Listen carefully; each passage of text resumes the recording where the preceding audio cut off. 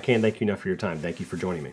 You're most welcome. Absolutely. You launched in 2003, 2004, in that time frame. Been in business for 15 years. Go back to the first year, or towards the beginning, and what were the biggest challenges you faced running your company at the beginning?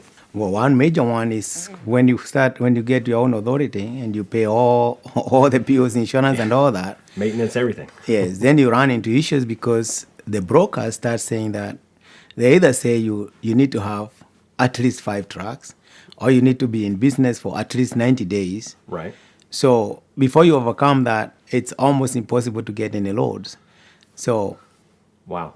that's usually what happens when you start that business, and it happens to almost everybody. That makes sense. Yes. Absolutely. You hear that, of course.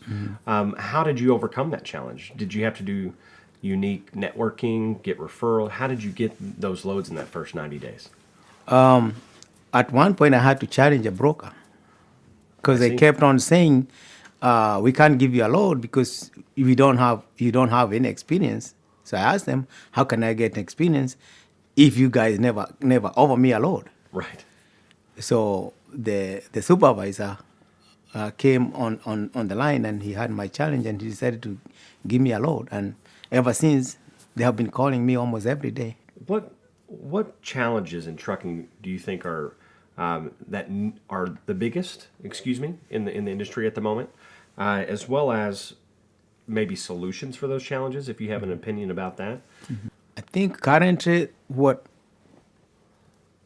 we lost a lot of drivers when they introduced the ELD mandate, because as I was explaining to the gentleman outside, if you pick a load that's 600 miles, if you're a solo driver, you're not going to be able to deliver it tomorrow because you have to figure in the waiting time to get loaded, and your clock is still ticking.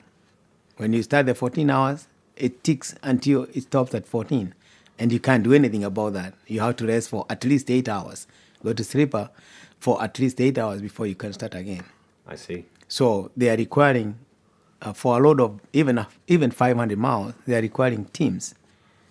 I see. Now, it's hard to get teams, and then again, the money paid is not enough to pay the team. Right.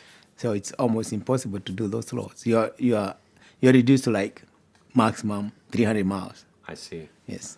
If you had to go back to year number one, here in 2019, what advice would you give them in starting their company?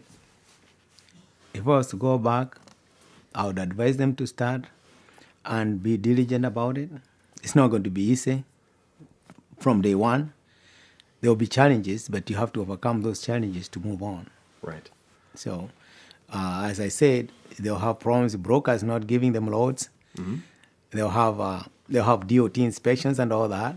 So they have to figure about Right. maintenance and all that. But it's the nature of it. Right. You just keep on going on.